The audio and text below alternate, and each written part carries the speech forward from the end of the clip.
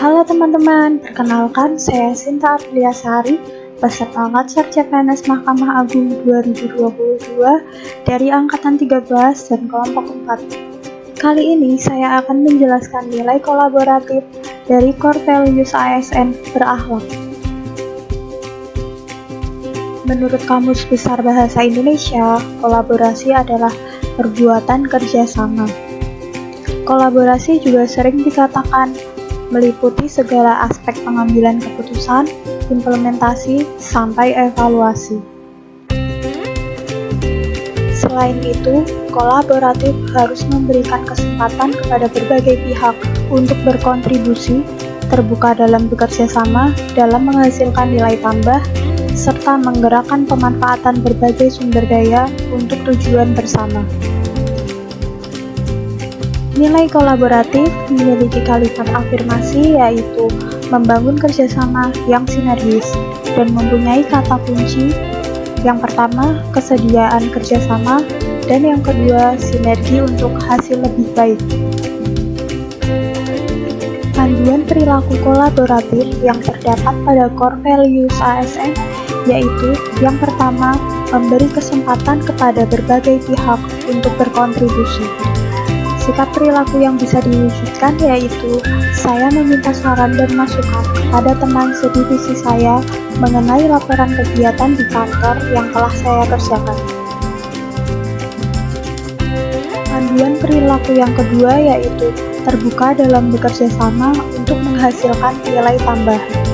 Sikap perilaku yang bisa saya lakukan adalah saya menyampaikan saran dan masukan kepada atasan mengenai waktu pengumpulan data laporan kegiatan masing-masing bidang di kantor agar dipercepat dari yang tadinya 7 hari menjadi 5 hari agar laporan kegiatan dapat selesai dengan lebih cepat. Panduan perilaku yang ketiga yaitu menggerakkan pemanfaatan berbagai sumber daya untuk tujuan bersama. Contoh sikap perilaku yaitu saya bekerja sama dengan teman sedivisi saya untuk mengefektifkan penggunaan layanan pengaduan secara online. Terdapat 6 kriteria penting untuk kolaborasi, yaitu yang pertama, forum yang diprakarsai oleh lembaga publik atau lembaga. Yang kedua, peserta dalam forum termasuk aktor non-state. Yang ketiga, peserta terlibat langsung dalam pengambilan keputusan dan bukan hanya dikonsultasikan oleh agensi publik. Yang keempat, forum secara resmi diatur dan bertemu secara kolektif. Yang kelima, forum ini bertujuan untuk membuat keputusan dengan konsensus, bahkan jika konsensus tidak tercapai dalam praktik. Yang keenam, fokus kolaborasi adalah kebijakan publik atau manajemen.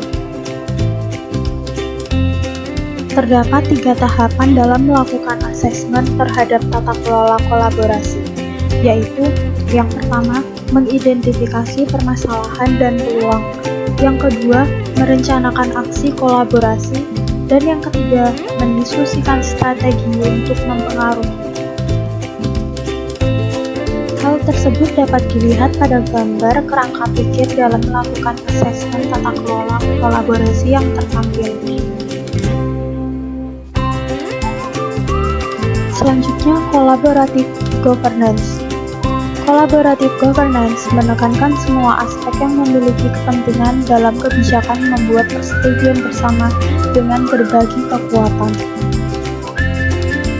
Pada collaborative governance, pemilihan kepemimpinan harus tepat, yang mampu membantu mengarahkan kolaboratif dengan cara yang akan mempertahankan tata kelola struktur horizontal sambil mendorong pembangunan hubungan dan pembentukan ide.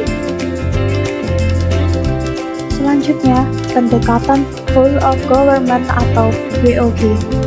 WOG adalah sebuah pendekatan penyelenggaraan pemerintahan yang menyatukan upaya kolaboratif pemerintahan dari keseluruhan sektor dalam ruang lingkup koordinasi yang lebih luas guna mencapai tujuan pembangunan kebijakan, manajemen program, dan pelayanan publik.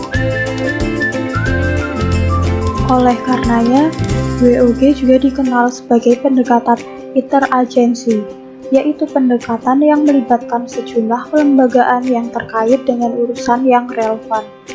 Pendekatan WOG di beberapa negara ini dipandang sebagai bagian dari respon terhadap ilusi paradigma New Public Management atau NPM yang banyak menekankan aspek efisiensi dan cenderung mendorong ego sektoral dibandingkan perspektif integrasi sektor. Pada dasarnya, pendekatan WOG mencoba menjawab pertanyaan klasik mengenai koordinasi yang sulit terjadi di antara sektor atau kelembagaan sebagai akibat dari adanya fragmentasi sektor maupun eskalasi regulasi di tingkat sektor. Sehingga WOG seringkali dipandang sebagai perspektif baru dalam menerapkan dan memahami koordinasi antar sektor. Beberapa aktivitas kolaborasi antar organisasi yaitu yang pertama, kerjasama informal. Yang kedua, perjanjian bantuan bersama. Yang ketiga, memberikan pelatihan. Yang keempat, menerima pelatihan. Yang kelima, perencanaan bersama. Yang keenam, menyediakan peralatan. Yang ketujuh, menerima peralatan. Yang kedelapan, memberikan bantuan teknis. Yang kesembilan, menerima bantuan teknis. Kesepuluh, memberikan pengelolaan hibah. Dan yang ke-11, menerima pengelolaan hibah.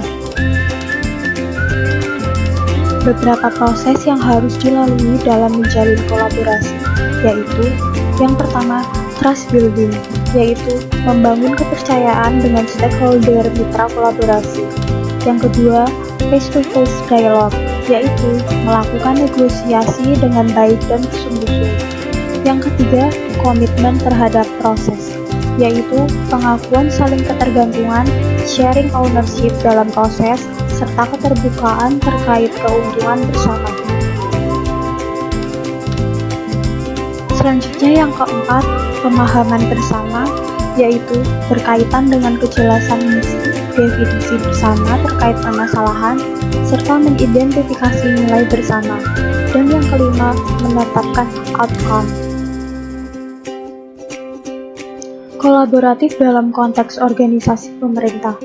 Penelitian yang dilakukan oleh Kustumato tahun 2021 menunjukkan bahwa faktor yang mempengaruhi keberhasilan dalam kolaborasi antar lembaga pemerintah adalah kepercayaan, pembagian kekuasaan, gaya kepemimpinan, strategi manajemen, dan formalisasi pada pencapaian kolaborasi yang efisien dan efektif antara entitas publik.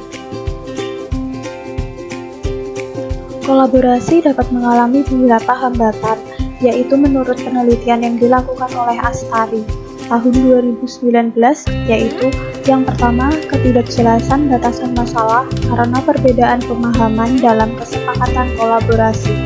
Yang kedua, dasar hukum kolaborasi juga tidak jelas.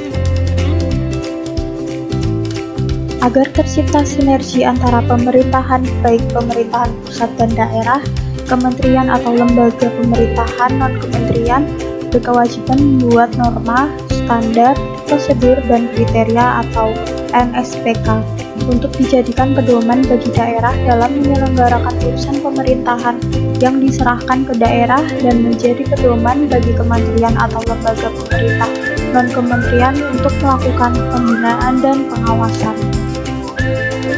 Sekian presentasi dari saya, terima kasih.